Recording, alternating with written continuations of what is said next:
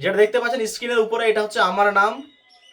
এই under adjudication লেখা আছে কিনা বা ডিলিট লেখা আছে কিনা, আমি ভিডিও করাই অনেকের মনের মধ্যে অন্যরকম ভাব এসছিল যে আমি হয়তো কোনো পার্টির চামচা করি কিনা বা আমি অন্য কোনো কাউরে নিয়ে কোনো কথাবার্তা বলি কিনা। অনেকে অনেক কমেন্ট করেছেন আমার নিয়ে। অনেকে আমার ভিডিও নাকি হাইকোর্টের জায়গাও দিচ্ছে, যে বিএলও হিসাবে নানান ধরনের কথাবার্তা বলছে। আমি যে সমস্ত কথাবার্তা বলেছি, যে সমাজের মানুষের বিরুদ্ধে একটা কোনো কথাবার্তা কিছু বলিনি, বা আইনগত দিক থেকে আমি নিজে পুরোপুরি স্পষ্ট যে কোনো বিরোধী কোনো কথাবার্তা কিছু বলিনি। ভারতের সাধারণ নাগরিক হিসাবে শুধু ভুল সাধারণ মানুষের ছাড়া যে নির্বাচন কমিশন বা সরকারেরও হয়, শুধু সেইগুলো আমি তুলে ধরেছি। হয়তো এতদিন বেশি কথাবার্তা কিছু বলিনি, কিন্তু এখন কিছু কথাবার্তা বলার আছে আমার।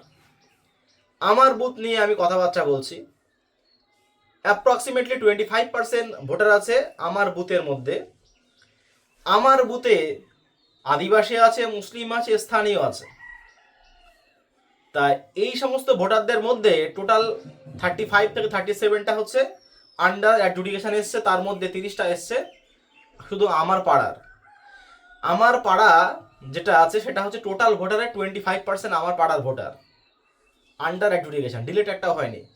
টোটাল 12টা মতো ডিলিট হয়েছে এখানে। আমি যে সমস্ত ভোটারগুলো নো লিঙ্ক করিয়েছিলাম 140টা, তার মধ্যে টোটাল 3 ক্যাটাগরির ছিল। একটা ক্যাটাগরি হচ্ছে নো রেকর্ড ফাউন্ড, একটা হচ্ছে ওই 2002-এর আগে নাম আছে কিন্তু 2002-এর পরে বা 2002 থেকে নাম নেই, 2002-এর পরে আবার নাম আছে, মানে 2002 লিস্টটা নাম নেই, মানে ট্রান্সফারের কারণে নামটা কেটে গেছে, ম্যাক্সিমাম সব মহিলা।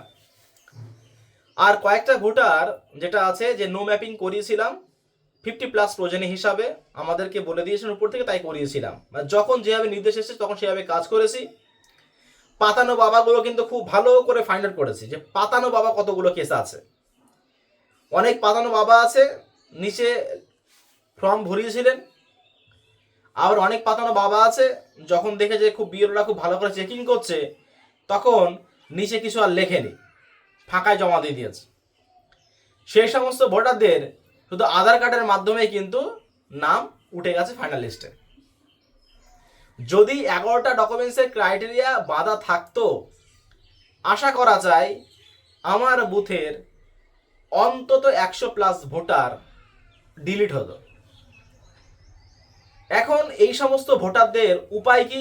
সকালে যখন ফোন আসলো, আজকে সকাল থেকে ভালোই ফোন এসছে আমার ফোনে, একজন বিএসএফ এর চাকরি করেন, পাশে লেখা আছে আন্ডার অ্যাডজুডিকেশন।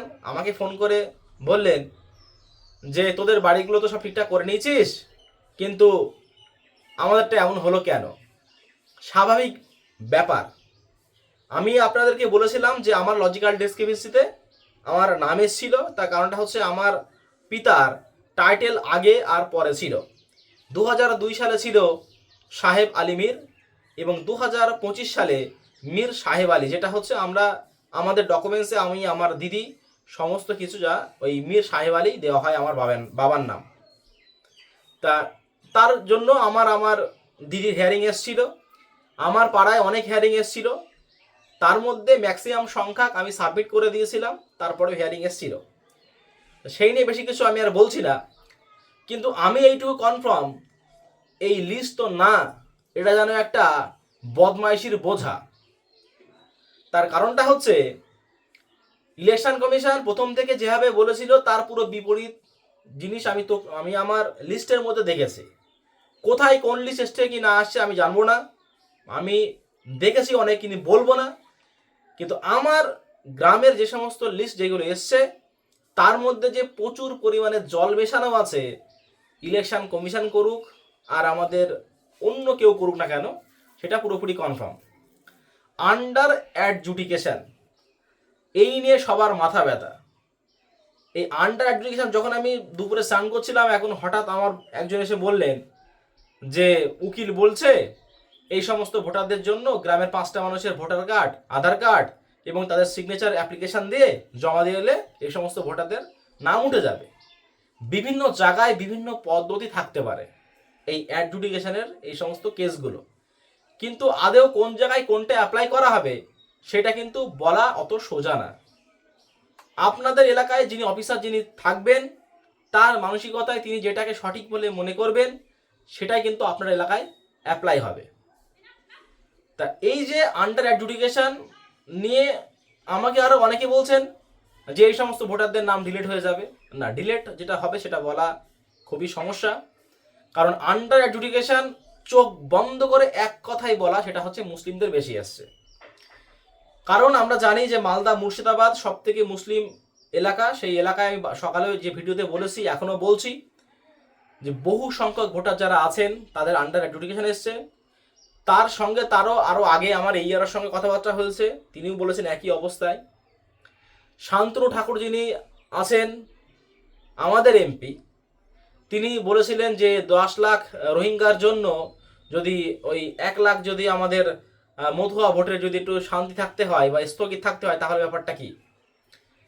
রাজনীতি কিন্তু আপনার কোনটা ধর্ম কোনটা কি কোনটা কিছু বোঝে না। আপনি যেই পার্টির তখন আপনাকে সেখানেই বেশি খোঁচা মারবে। 7 কথার এক কথা এটাই। এআই বর্তমানে এমন উন্নত হয়ে গেছে যে মানুষের নাম দেখে দেখে যে ধর্মগুলো বুঝতে পেরেছে যে অমুক মানুষ এই ধর্ম পালন করে। ওই কারণেই যে লজিক্যাল ডিসক্রিপেন্সিগুলো মুসলিমদের বেশি এসেছিল। এত টেকনোলজি এআই উন্নতি হয়ে গেছে বর্তমানে, মানুষের ধর্ম বুঝতে পারছে বর্তমানে। তা এই যে আন্ডার অ্যাডজুডিকেশন যেটা এসছে 8 তারিখের পরে কিন্তু আপনাদের লিস্ট আবার একটা বার হবে, ওই নিয়ে চিন্তা করার কোনো কারণ কিছু নেই। যদি ডিলেট হয়ে যায়, যদি আপনাদের সঠিক ডকুমেন্টস থেকে থাকে, নাম ভুল হতেই পারে সেটা পরের কথা, যদি আপনারা ভারতবর্ষের প্রকৃত নাগরিক হয়ে থাকেন তাহলে কিন্তু আপনাদের হ্যারাসমেন্ট হিউজ পরিমাণে করাবে। এই মানুষের মানসিক চিন্তা, মানুষের রোজ কামাই পয়সা কড়ি মানে সমস্যা, তার কারণটা হচ্ছে একটা উকিল ধরতে গেলে কিন্তু প্রচুর পয়সা কড়ি লাগবে। আর সমাজে যারা খেটে খাওয়া মানুষ তাদের কিন্তু এসছে বেশি এই আন্ডার অ্যাডজুডিকেশন। এই আন্ডার অ্যাডজুডিকেশন আপনাদের পাশ থেকে সরাতে হবে, তাহলে কিন্তু আপনাদের যে আপকামিং যে ভোট যেটা আছে সেটা কিন্তু আপনারা দিতে পারবেন, তা না হলে কিন্তু ভোট দেওয়া যাবে না। এইবারে আস্তে আস্তে এই সমস্ত ভোটার যারা আছেন তাদের কি যে বিধানসভা যে ভোট যেটা আসছে সেই ভোটের আগে কি নাম তুলবে, নাকি এর পেছনে কোনো ভোটের একটা গন্ধ পাওয়া যাচ্ছে যে এই সমস্ত ভোটগুলোকে সাইডে রেখে দিয়ে ভোটটা করিয়ে নেওয়ার কি চিন্তাভাবনা হচ্ছে, এমন কি না সেটাও পরের কথা। বেশি কিছু আমি আর এই নিয়ে আলোচনা করছি না। তা আমার এই ভিডিও এই পর্যন্তই। পরবর্তী ভিডিও আমি খুব তাড়াতাড়ি আজকে আবার নিয়ে আসবো। চ্যানেলটিকে অবশ্যই ফলো করেন এবং আমাদের যে তিতুমির ফ্রিডম ফাইটার চ্যানেলকে সাবস্ক্রাইব করে আমার সঙ্গে জুড়ে থাকুন। ধন্যবাদ।